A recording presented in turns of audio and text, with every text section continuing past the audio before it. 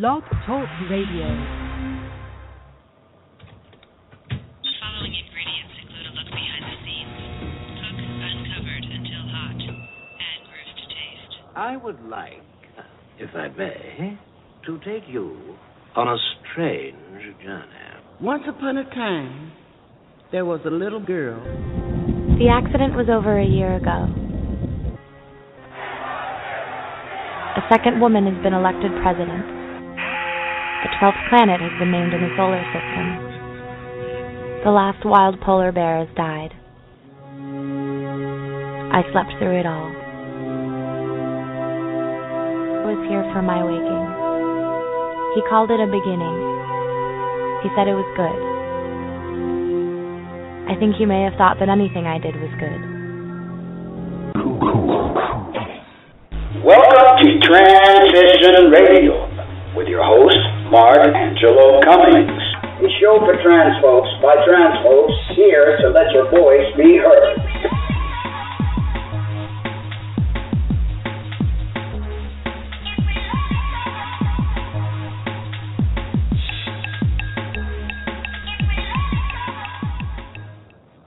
Hello, and good evening, and welcome to Transition Radio, live from the land of enchantment, Silver City, New Mexico. My name's Mark Angelo Cummings, and I am your host. Before I start the show, I want to take a moment to thank the sponsors, thebreastformstore.com. They have everything you can imagine to enhance your feminizing needs, as well as Spunk Lube, which is an award-winning personal lubricant that's glycerin-free, yes, you heard right, non-staining, and 100% sex toy safe with all materials. And it's fun to use. It's available in Spunk Lube Hybrid, Spunk Lube Pink, and Spunk Lube Pure Silicone. Please visit their website at www.spunklube.com to check out their amazing line of products. And if you use the code TR, you're going to receive a 10% discount. Also, I want you to check out Katie Leon. She's an incredible author with many books to choose from. You can go to the website and you can click on one of the banners and it'll take you directly to her Amazon page. And while you're also on the website, check out the GoFundMe of the month. And if you find it in your heart and think that Transition Radio has helped you in some way or fashion, please donate, and no small amount is too small. Well, a few weeks ago, I covered a story, but I wanted to recap it. And one would hope that at least in death, a family could accept the person that passed as the whole sum of their parts. But even in death, that would not be possible for Jennifer. And I'm sure many of you have heard the story. When her body was transported to Twin Falls, Idaho for her funeral and burial, her family cut her hair, dressed her in a suit, and buried her as a man. To say this was the ultimate insult is not enough. Jen deserved dignity. She deserved respect and caring. She was brought into this world as a male, and she wasn't comfortable in that skin. She sought freedom from the particular prison only to land in that separate but equal prison of no longer having a family. I was contacted by Brooklyn Muffet and asked to please share their GoFundMe account for Jennifer. We have made it their mission to give Jen the grave she deserves. They're asking for donations for either a new plot at a Boyd cemetery where the people who knew her can mourn her as she is, or a bench at the Human Rights Park in Boyce with her name etched on it so that no one will ever forget. When Jen died, she suffered the ultimate indignity. We hope to correct that. They set the goal at the GoFundMe page for $20,000, but we're hoping to raise more in order to give Jen the memorial she deserves, and then to donate the rest to a trans right group that will honor her memory in practice. So if you guys go to www.gofundme.com/HOBOUG, it'll take you directly to her GoFundMe account. And also on today's broadcast on the page where they have the little pictures and everything, I've actually added that link there for you guys to check it out and actually go there. Brooklyn is supposed to call in, and her and her wife wanted to talk a little bit regarding this, so I hope they do call in. was in contact with them a few days ago, so hopefully they will be able to make the call. In the meantime, today is World AIDS Day. It's your life. Don't play with your life. Be careful during sex. Please use condoms. It is amazing that on June 5th, 1981, was the first case, a reported case of AIDS. Over 650,000 people in the U.S. alone have died from AIDS. Globally, there's been 13 million. In the U.S., there's 1.1 million living with HIV. That's 1 out of 300 Americans. That's a pretty big number there. Gay, bisexual men make the vast majority, but transgender women face the highest rate of all of HIV. And that's, hello? Caller, can you state your name and where you're calling from? Hello. This is Chrissy Hill from Twin Falls, Idaho. Brooke Muffet and I were calling in for an interview about Jennifer Gable. Yes, I was waiting for your call. And I think I've got, let me see, is this your partner or your wife on the other line? Yes. Hello? Yes. Okay, I got you both on the line. Welcome to Transition Radio. I kind of set the stage a little earlier and explained what you guys are doing, but if you'd like to explain to our listeners exactly why you started this GoFundMe account and how has the reception been? Okay. Chrissy, you want to do that? Sure. So Jennifer and Brooke were friends for several years before Jennifer passed away. And to make a long story short, when we found out that Jennifer had passed, obviously Brooke was really upset about it. And when we found out after that she had been buried as a man, that they had cut her hair and buried her in a suit under her previous name of Jeffrey, we were both just really distraught about that, about the lack of dignity and about the disregard for Jennifer as who she was and who the person that we had all come to know and love. So we started trying to fundraise in order to get a monument for Jennifer.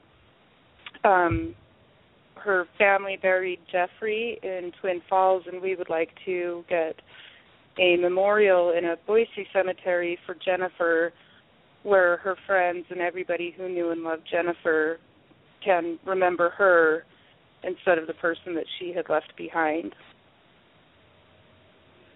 Do you know the family personally? Did you, what kind of relationship did they actually have for them to have totally disregarded Jennifer's identity like the way they did? Yeah, I didn't personally know her family, but her and I had spoke often about them, and there's some posts on her Facebook account that still remains, and I did bump into a few things where she said, you know, her mom was dead and her dad was a Republican who had disowned her before anyone ever, you know, any other family members did, and she was raised by, her and her siblings were raised by her grandparents, who I'm guessing just the older generation didn't understand and they weren't exactly comfortable with it. She still had kind of a shaky relationship with her grandparents, but she still loved them very much. And in one of her posts, she said that, you know, she acknowledged that she needed them and, you know, she was sad without them, but it was what it was. She was going to carry on and live the way she needed to be, and they were just going to kind of step out. And that's how it was until she passed away, when they came and took over. And when they did that, she did change her name legally with the DMV, and she had her Social Security. Everything by law was changed to Jennifer Gable. And the people at the funeral home say that the death certificate said AKA Jennifer, but nobody's willing to, you know, prove that and pull that up and show that. And her headstone and everything obviously says Jeffrey there in Twin Falls. And so, yeah, our cause is to just right that wrong. Is this not against the law for something like this to take place, where an individual actually gets their name legally changed, has gone through the entire process, yet these individuals, including the funeral home, which should be also held accountable for their actions? And I don't know how they managed to bypass that. I don't know what laws are set here in Idaho. I know Idaho is very late on all these movements and stuff. Pretty much the whole state of Idaho is very red state, and it's hard to live outside of, what people consider traditional lifestyle. And she had it really hard, but I don't know how they managed to bypass that. And the Parks funeral home did indicate in an interview that they did not cut her hair. So they said that the hospital had done that because she did pass away from an aneurysm. But I'm no doctor, but I think I know enough that when there's a situation like that, they go in and they shave the area. They don't necessarily give a trim or anything, So exactly. I think there's some few false things, and they did what they did, and I don't want to berate the family or anything, but I don't feel what they did was wrong or right. I do feel that it was wrong, and that's a lot of what we're trying to do with raising funds and trying to spread awareness, is that the brutal reality of the situation is that what her family and what the funeral home did was entirely legal, and they had every right under Idaho law to remove Jennifer from this world and to bring Jeffrey back. And Jeffrey is not the person that so many of us will remember, and that's a huge part of why we're trying so hard to raise awareness about this issue. It's something we've both always been passionate about, but until it happens in your life and you see it to someone that you love, the brutality of it really comes home, and just the lack of dignity that's involved in the whole situation. And I don't think most people are aware that what happened to Jennifer isn't an isolated incident, and it happens far too often, and we need laws and protections in place to protect against that. Exactly. And you said that it's not against the law for them to have done what they've done. I think there has to be some sort of law against what they did, and I think we need to really look into some sort of legal team that will look into this so this does not happen again to anyone. Right. Because exactly. we as transgender fight amongst each other about so many things, and we're not even actually thinking about how are we going to get buried, is our rights going to be kept to the day we die, and this is right. And that was one of the biggest things we learned, is that I guess we naively thought that because Jennifer, and again, I didn't know her personally, Brooke knew her, but from what I knew secondhand from conversations I've had with Brooke, she was a really fierce personality, and she just charged ahead regardless of her family's feelings about it, and she lived with dignity, and she was proud. And she did have things in place. She did as much as she could to legally protect herself. And that was the really scary part, is that even though she had everything in place for herself, that this could still happen, and that there do need to be laws in place for that. And from some of the people I've talked to since we've been doing this, there are some people are attempting to create those laws to get those into legislatures. Unfortunately, it's going to be a state-by-state thing, and as we're seeing just like with marriage equality right now, it's an uphill battle, and we have to keep going state by state until every trans person can be buried with dignity and leave the world the way that they see fit. Right. Definitely. I have a quote here that I printed out from Jennifer, dated October 26th of 2010. It says, quote, well, officially, according to state officials of the DMV and Social Security Administration, I am finally 100% female, and the next time I get pulled over for doing 200 in a 35 zone, the cop will call me ma'am instead of raised eyebrow / discrimination / 3 tickets in 1 day. Yay.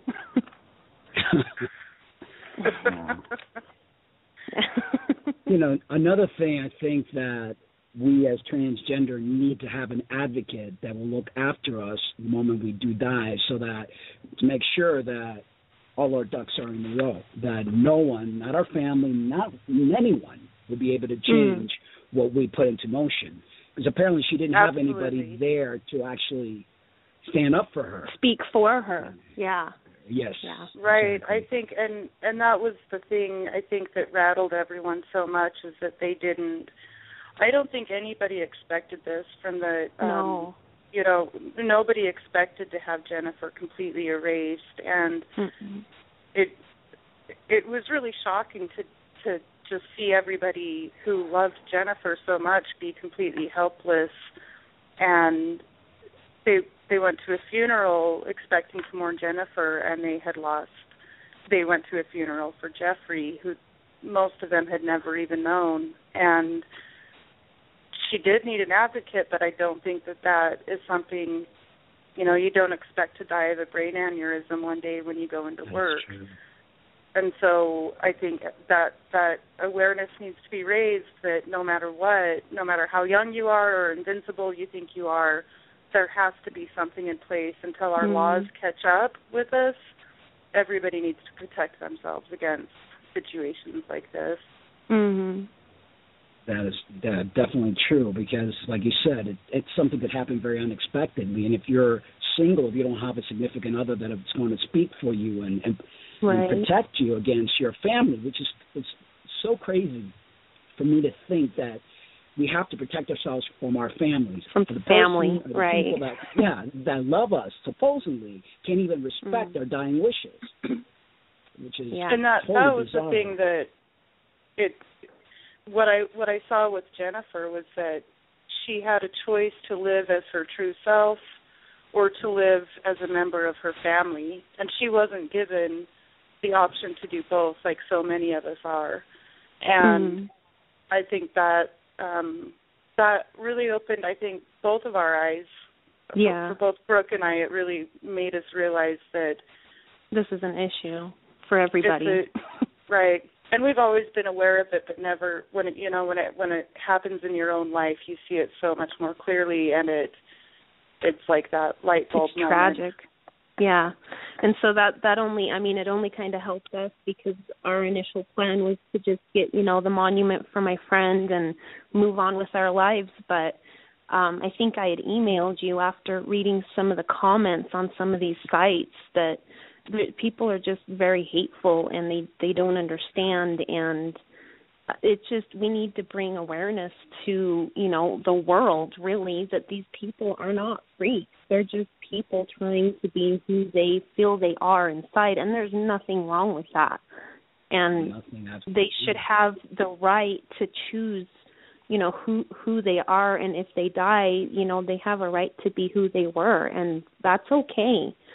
But in the world we live in now, it's not okay. And so it's kind of our mission, our crusade now, that we're not going to stop at Jennifer.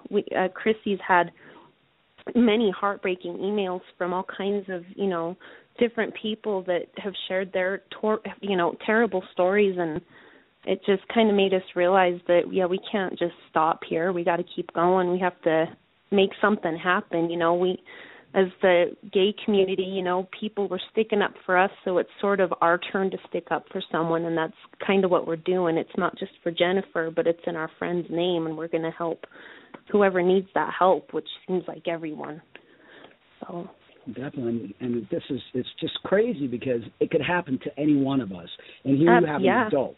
This is not even a child; it's an adult who went through the trouble of changing everything legally. And it was like, boom, she disappeared. Like, no one cared that Jennifer existed. And that's just that wrong. And the family should be held accountable. So should the funeral home. So should the burial place. Everybody that played along with this should be held accountable. I and agree. This should never happen to anybody. No. So thank you so much, ladies, for calling in and for sharing this. I'm going to go ahead and put because every month I have a GoFundMe that I put on the front page, and Great. I'm going to go ahead and add this and spread it around on my accounts and things of that nature. And thank you so much for doing this, and let's just hope that this doesn't have to happen to anyone else, that we could create so much awareness that either we could all have an advocate or something in writing where it cannot. Mm-hmm. Exactly. Absolutely. Exactly. And that's our goal. Working until that happens. Yep. Everyone. So thanks so much for having us today. Thank you so much for calling in. Thank you, Mark. I appreciate it. Thank you. Have a good night. You too. Well, that's just, it's incredible. These are things that we normally don't think about, and because who would think, that here you are, myself. I live as Mark Angelo Cummings. I've been living as Mark Angelo Cummings since 2003. But when I die, am I going to get buried as such, or is my mother going to go against my wishes? Because my mom loves me, but she still does not accept the fact that I became her son. She still calls me her daughter. She still calls me by my female name. So it makes me wonder, is that going to be my fate too? So there definitely needs to be some sort of law where we are protected and that our identity is honored even at death. I was looking through Facebook and I found this image. And this image was of a black female hugging a cop. This is not something you're going to see in the media. This photo was taken by St. Louis while they were protesting. A lady asked the cop, "Why do you hate us?" And he responded, "I don't hate you. I want to hug you." And she then turned around and said, "Well, give me a hug then." They captured this image of the lady and the cop hugging, which is an enormous, incredible thing. As Dr. King once said, hate cannot drive out hate. Only love can do that. And that is very true. Let us realize it's not our color, our race, or where we were born that makes us different. The fear, hate, and programming that we have been taught that creates our differences. We need to learn to stop this nonsense, forgive, and unite. I see so much hatred, so much war, so much division within family members, between people on the streets. Now this time of year where people trample on each other because of bargains to buy gifts. Humanity, we need to change. We need to realize that it's all about love and respect. You may not agree with my life. You may not agree with what I'm doing. But please have the dignity to at least respect me. We need to stop the crazy wars. We need to stop the crazy riots. It solves nothing. Destroying each other, destroying our stores, our cars, by burning them because we are upset, that solves absolutely nothing. Is that going to bring that person back? No. We need to be that change that we want to see. We need to unite as a species and forget our differences and look at our sameness, because that's all we really got.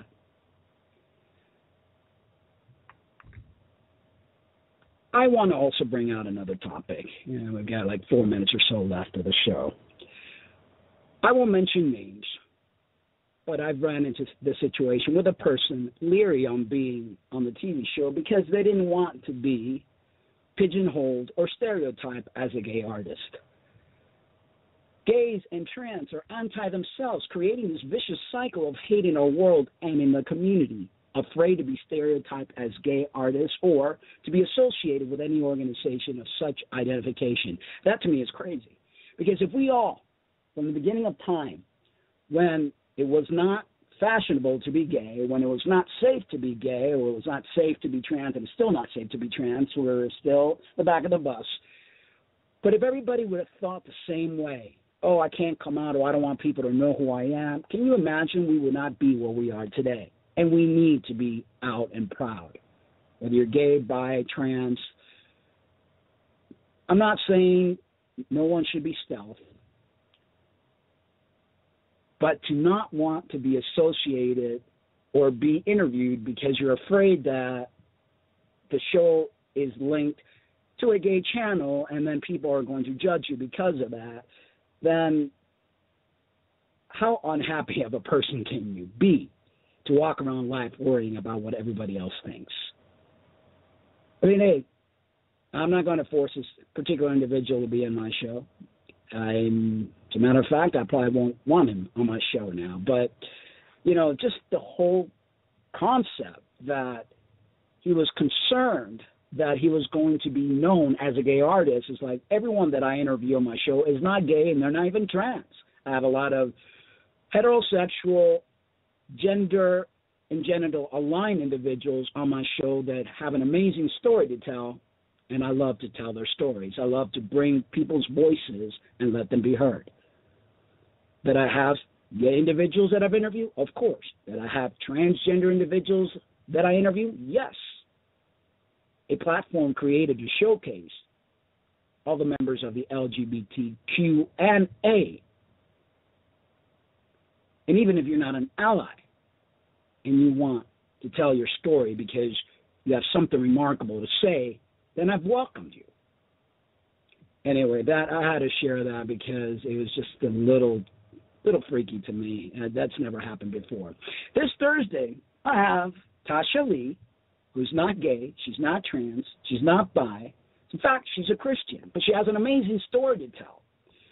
I actually met Tasha Lee when I was a fruitarian, raw vegan, and she was struggling with her weight, but I could not believe the incredible results that I've seen because I've been following her channel for the longest time, and she's eating fruits alone. Tasha was diabetic and is now healthier and leaner than ever. So please don't miss this incredible interview this Thursday at 8 p.m. Eastern Standard Time on, yes, Gay Live Television. Remember, you must subscribe to their channel to watch Transition Radio TV show. That lady that comes on and says 90 seconds is so annoying because it kind of cuts everything, and then she'll say it again at 60 seconds and again at 30 seconds. It's like, okay, I've got the timer right in front of me, but that's Blog Talk Radio for you. Anyway, I want to thank everyone for tuning in, all the guests that I'm actually seeing you here logged up on the chat room. They've been quiet, but I guess they're just listening. Thank you all. Let's hope that we could change this world, even if it's one person at a time. We could love each other no matter what sexual preference, what gender identity, what color, what race, what food we eat. It's all about love. So, guys, Thursday, 8 p.m. Eastern Standard Time. And remember, I love you, but always love yourselves, too. And I'm ending the show with one of my original. It's called It's Been a While. Very acoustic song. I have it on the CD, but this is the acoustic version. Enslaved, if you guys want to get the CD for Christmas, check it out. It's on my actual store on www.transitionradio.net. Good night, everyone. Love you, but remember to love yourselves, too.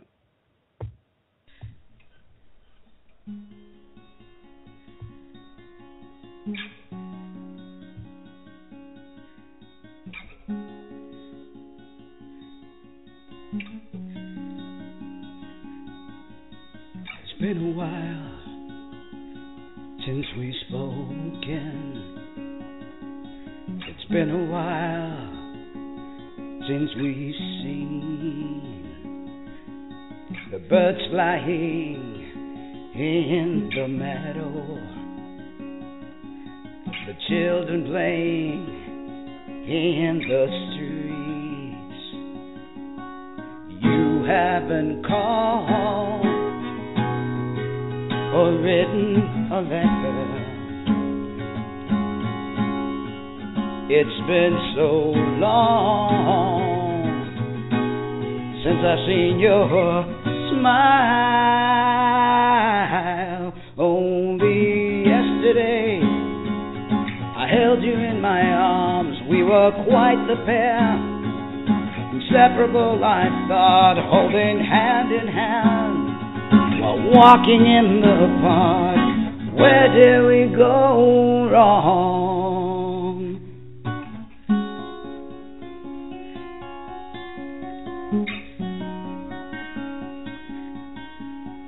It's been a while since I held you. It's been a while since I smelled your hair. Your tender kiss I remember. Your gentle touch everywhere. You haven't called or written a letter. It's been so long since I've seen your smile. Only yesterday I held you in my arms. We were quite the pair, inseparable I thought, holding hand in hand while walking in the park. Where did we go wrong? How did we go wrong? Only yesterday I held you in my arms. We were quite the pair, inseparable I thought, holding hand in hand while walking in the park. Where did we go wrong? How did we go wrong? I miss you so.